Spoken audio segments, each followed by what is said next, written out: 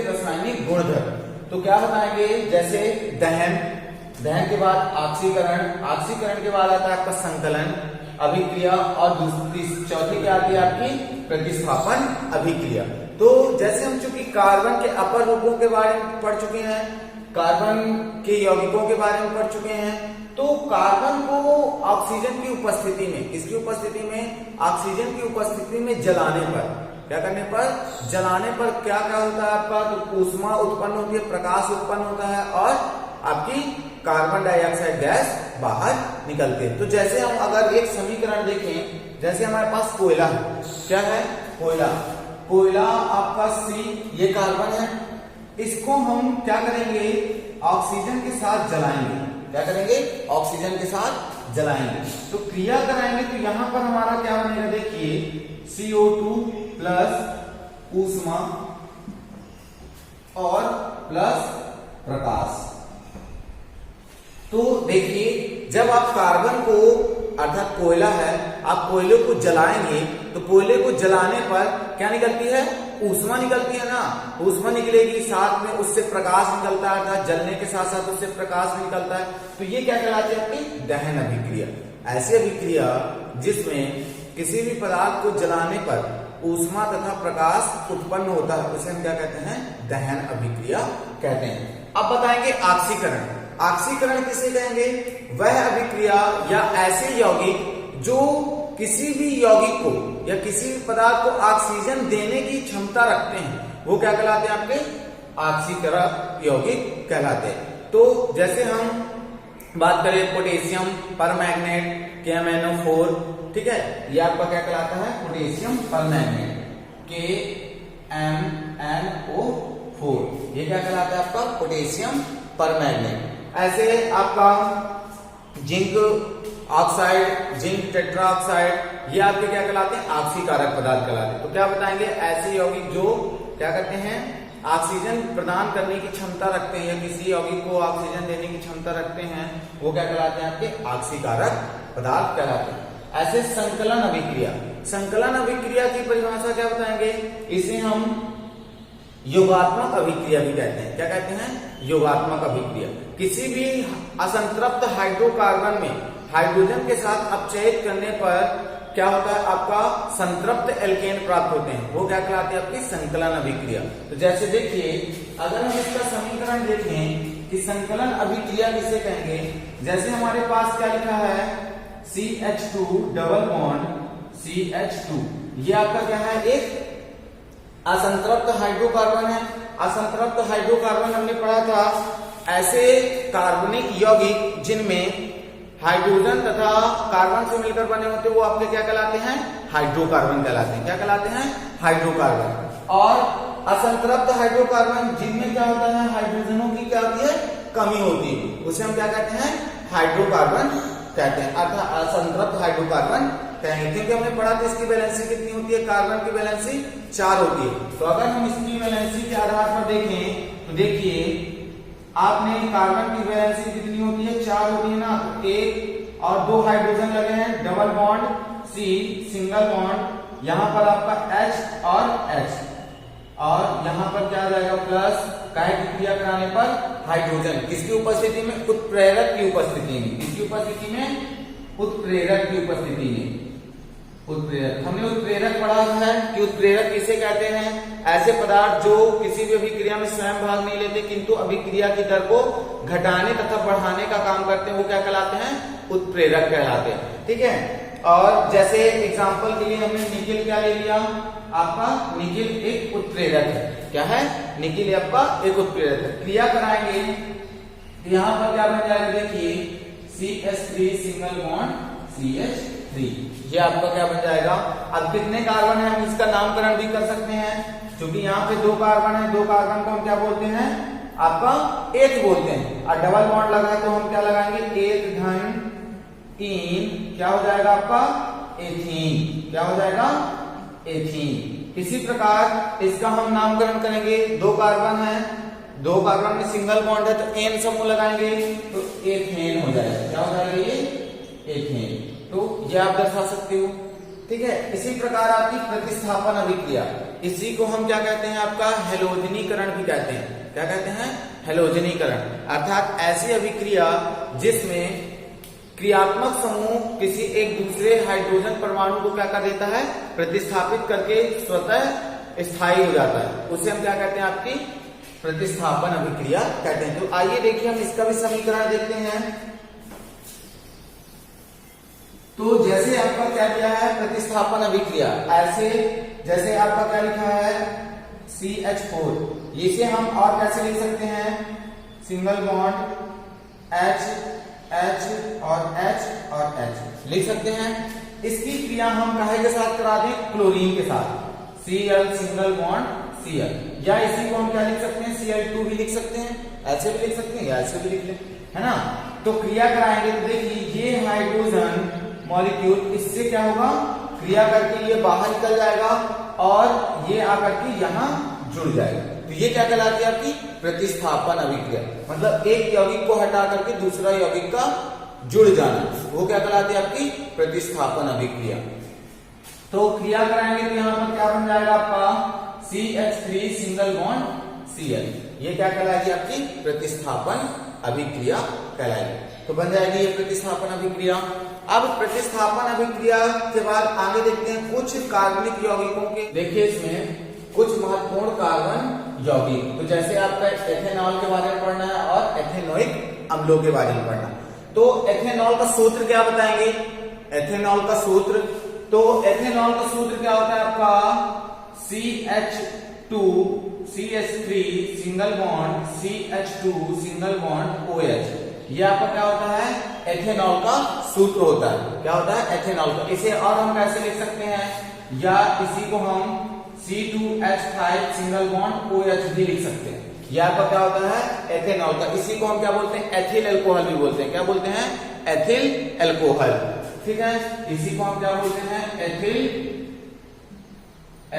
Alcohol, क्या बोलेंगे, alcohol.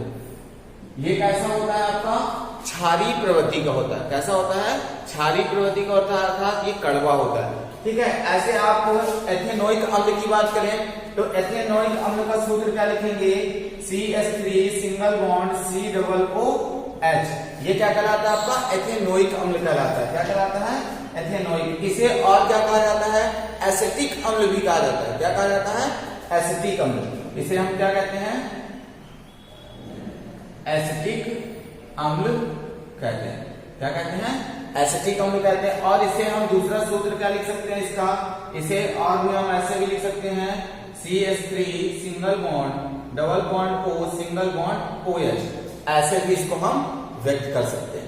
आपने आम देखा है ना, आम का जो तोड़ो, कच्चे आम तोड़ो तो उसमें से ऊपर से तोड़ निकलता है। क्या निकलता है, तोड़ निकलता है। तो उसमें ये आपका एसिटिक अम्ल होता है। क्या होता है, एसिटिक अम्ल होता है, अर्थात ये अम्लीय प्रवृत्ति का कहलाता है। तो आइए हम देखते हैं एथेनॉल के कुछ अभिक्रियाओं के बारे में जानते हैं। किसके बारे में, एथेनॉल की कुछ अभिक्रियाओं के बारे में।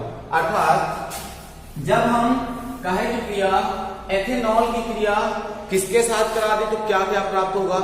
तो देखिए, जब एथेनॉल की क्रिया कहे के साथ कराते हैं, सोडियम के साथ कराते हैं। कहे के साथ कराते हैं, एथेनॉल की क्रिया, एथेनॉल की क्रिया किसके साथ कराने पर, धातुओं के साथ कराने पर, धातुओं के साथ कराने